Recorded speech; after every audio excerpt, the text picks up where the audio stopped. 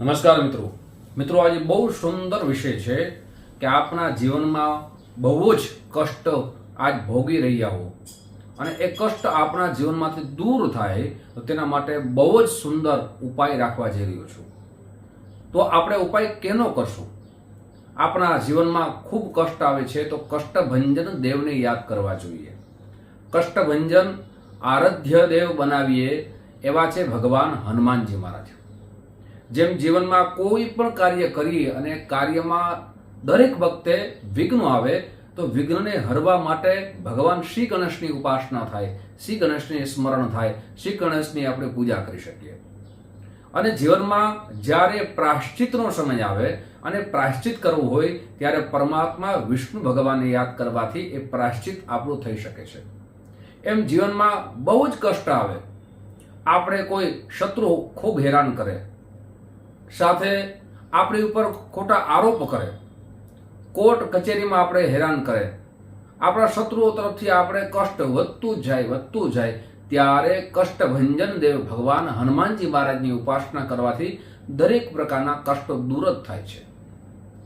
સાથે જીવનની અંદર આપણે એક દુઃખ છોડી અને બીજા દુઃખ ઉત્પન્ન થાય, આવું વારે ઘડીએ કષ્ટ આવે ત્યારે અજર અમર ભક્તિના જે પરમ દાતા છે એવા હનુમાનજી મહારાજની ઉપાસના કરવાથી આપણા દરેક પ્રકારના કષ્ટો દૂર જ થાય છે। 7 ચિરંજીવી જેમાંના એક હનુમાનજી મહારાજ સાથે અમર છે, અજર છે, એમની ભક્તિ જે અત્યાર સુધીમાં શ્રેષ્ઠ ભક્તિ માનવામાં આવી છે એવા હનુમાનજી મહારાજની ઉપાસના કેમ કરવી? બહુ સરળ પદ્ધતિ આજ તમારી સમક્ષ રાખીશ। મિત્રો, આ ઉપાસના કેવલ ને કેવલ જે સુવર્ણ ચોપાઈ માનવામાં આવે છે, આ સુવર્ણ શ્લોક માનવામાં આવે છે, એ છે હનુમાન ચાલીસા। હનુમાન ચાલીસાની આપ દ્વારા હનુમાનજી મહારાજની ઉપાસના કરી શકો છો। કઈ રીતે કરવી જેનાથી આપના કષ્ટો દૂર થાય, શું એમના નિયમ છે, એ દરેક પ્રકારની વિશેષ ચર્ચા તમારી સમક્ષ મૂકીશ। મિત્રો, પણ તે પહેલા એક નમ્ર પ્રાર્થના છે, મારા નવા મિત્રો આ વિડીયો જોઈ રહ્યા છો, મિત્રો આ વિડીયો તમને ગમે તો જરૂર ને જરૂર લાઈક તો કરજો, સાથે સાથે કોમેન્ટ્સ બોક્સમાં જય શ્રી રામ જરૂર લખજો। આ વિડીયો સંપૂર્ણ વિડીયો સાંભળજો। સાથે મિત્રો, ઘણા બધા મિત્રોના અમને કોલ આવે છે કે શાસ્ત્રીજી અમારે તમારી પાસે જન્મકુંડળી બતાવી છે તો એમનો શું નિયમ છે કે કઈ રીતે બતાવી શકાય? મિત્રો, તમારે જન્મકુંડળી બતાવવી હોય તો તેના માટે ખૂબ સરળ પદ્ધતિ આપણે રાખી છે। આપ જામનગરથી ખૂબ દૂર રહેતા હો, મારું ઓફિસ જામનગરમાં છે, ખૂબ દૂર રહેતા હો તો તેના માટે સુંદર વ્યવસ્થા ઓનલાઈનની આપણે રાખી છે। આપનું નામ, જન્મ તારીખ, જન્મ સમય, જન્મ સ્થળ આ વોટ્સઅપ નંબરમાં મોકલી આપશો, સુનિશ્ચિત દક્ષિણા મોકલી આપશો, આપને કુંડળી બનાવી આપના જ મોબાઈલમાં મોકલવામાં આવશે। સાથે મિત્રો, જ્યોતિષ જોવાનો સમય, કોલ કરવાનો સમય, SMS કરવાનો સમય સવારે 10 વાગ્યાથી લઈ બપોરના 1 વાગ્યા સુધી છે, સાંજે 5 વાગ્યાથી લઈ અને રાત્રે 9 વાગ્યા સુધી છે। આ સમયે આપ કોલ કરી શકો છો, મુલાકાત આપને સમય દેવામાં આવશે, મુલાકાત પણ કરી શકો છો। મિત્રો, હવે વાત કરીએ આ સુંદર ઉપાયની। આપને આ ઉપાય મંગળવાર અથવા શનિવારના દિવસે આપ કરી શકો છો। કેવલ ને કેવલ આપણી ઉપાસનાથી, શ્રદ્ધા અને ભાવથી આપણા દરેક પ્રકારના કષ્ટો જરૂર દૂર થશે। આપણી દરેક કાર્ય છે એ હનુમાનજી મહારાજ બેડો પાર કરશે એમ કહી શકાય। તો આ ઉપાસનાની શરૂઆત કા મંગળવારે કરો અથવા શનિવારે કરો। સાંજના ભાગમાં પણ આ ઉપાય કરી શકો છો, હનુમાન ચાલીસાના પાઠ, અથવા સવારના ભાગમાં પણ આપ કરી શકો છો। પણ કઈ રીતે કરવાના છે નિયમ બરાબર આપ સાંભળી લ્યો। આ નિયમનું પાલન સાથે જો આપ કરશો તો મને લાગે છે આપના દરેક પ્રકારના કષ્ટો દૂર થશે। ઘણી જગ્યાએ મેં જોયું છે મિત્રો કે હનુમાન ચાલીસા જે સંપૂર્ણ હૃદયથી બોલવામાં આવે એ જ ભગવાન સ્વીકાર કરે। તો ઘણા વ્યક્તિઓ શું કરે છે કે બાથરૂમમાં જઈ સ્નાન કરતા હોય અને હનુમાન ચાલીસાનો પાઠની શરૂઆત કરી દે। આ કોઈ ગીત નથી કે આપણે આનંદમાં આવીએ, જરૂર છે ભક્તિના આનંદમાં આવીએ અને ભગવાન સામે વિરાજિત થતા હોય ને આપણે બોલીએ અલગ વાત છે. સાથે ઘણા બધા ઓફિસમાં જતા હોય અને રસ્તામાં એ ઉચ્ચારણ કરતા જતા હોય શ્રી ગુરુચરણ સરોવર છે, એમ પણ નથી થતી. આપને કઈ રીતે કરવાની છે? તો આપના સ્તુતિ હૃદયથી બોલેલી ભગવાન સ્વીકાર કરે, અને જ્યારે હૃદયથી જ ભક્તિ નીકળે એનો દરેક દેવતાઓ સ્વીકાર કરે છે. શબ્દો નહીં, શબ્દો સાથે ભક્તિ હોવી જોઈએ. હવે આપને મંગળવારથી શરૂઆત કરો, સવાર અથવા સાંજ. એક સુંદર મજાનો બાજોટ લ્યો. બાજોટની ઉપર એક સુંદર મજાનું કેસરી કાપડ એ બિરાજિત કરો, અને ભગવાન રામ પરિવાર છે એમનો હનુમાનજી સાથે ચિત્ર હોય એ તેમાં લગાવો.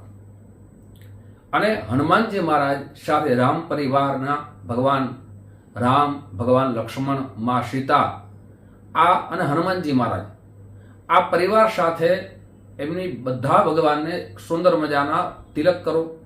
હનુમાનજી મહારાજને સિંદૂરનું તિલક કરો, બીજા બધા ભગવાનને ચંદનના તિલક કરો. ભગવાન હનુમાનજી મહારાજને પીળા પુષ્પ અર્પણ કરો. સાથે હનુમાનજી મહારાજના જે ચિત્ર છે, ભગવાન રામનું ચિત્ર છે, એમને સુંદર મજાની પુષ્પની માળા અર્પણ કરો. માળા અર્પણ કર્યા પછી મિત્રો આ વિચાર કરજો કે આપણે કઈ રીતે કરવાનું છે.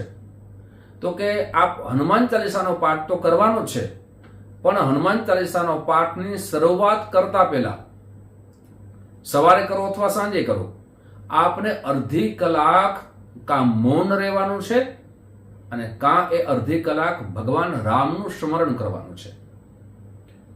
આમ તો શાસ્ત્ર કહે છે કે 24 કલાકમાં અડધી કલાક 30 મિનિટ મૌન પાડો ને, મૌનમ સર્વત્ર વિજયેત.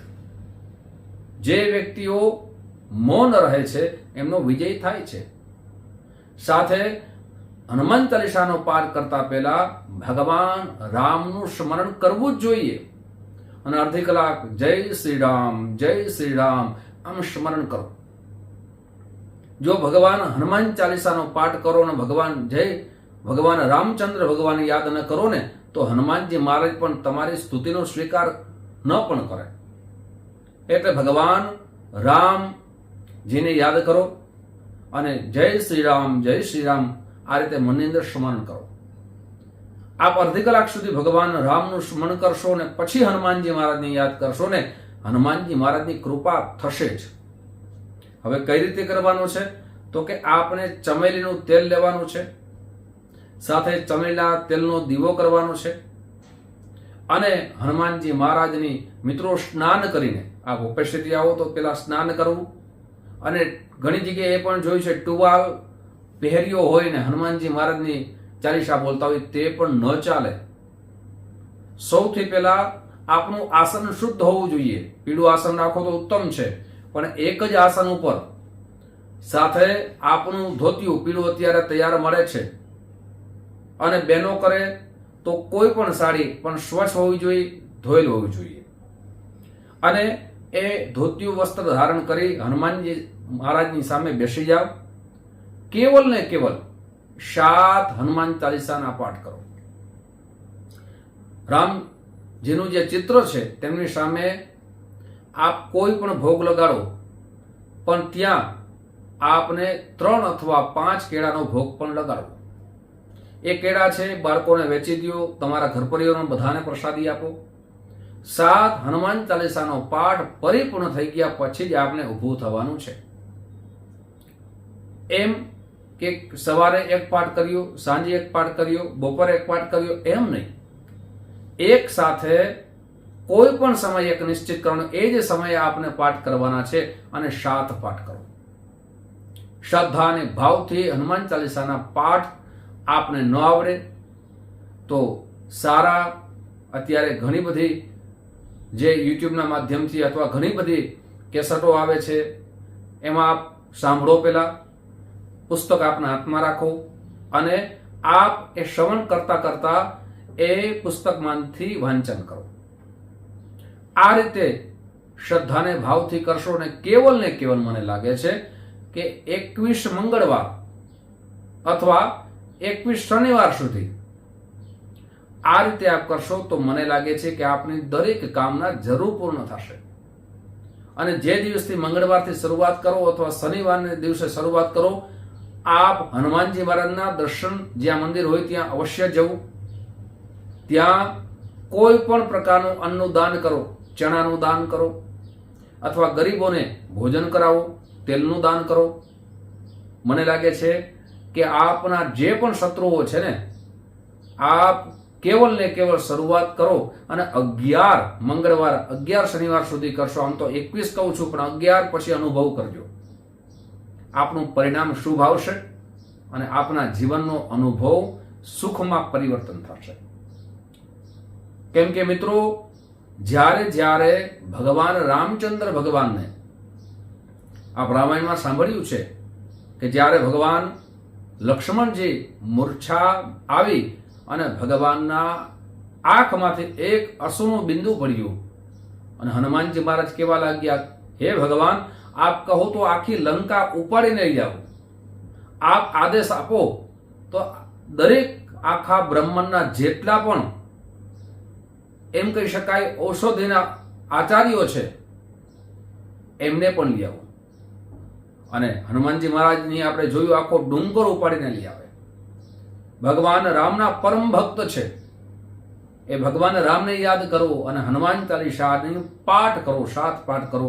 આપના દરેક જીવનના કષ્ટો છે જરૂર ભગવાન એ દૂર કરશે. એક વખત અનુભવ કરીને જો, આપણા જીવનના દરેક કામ જરૂર થશે. મિત્રો, યુટ્યુબના માધ્યમથી ફરીથી મળશો. આપ સૌને મારા જય શ્રી કૃષ્ણ, મહાદેવ હર, જય શ્રી રામ.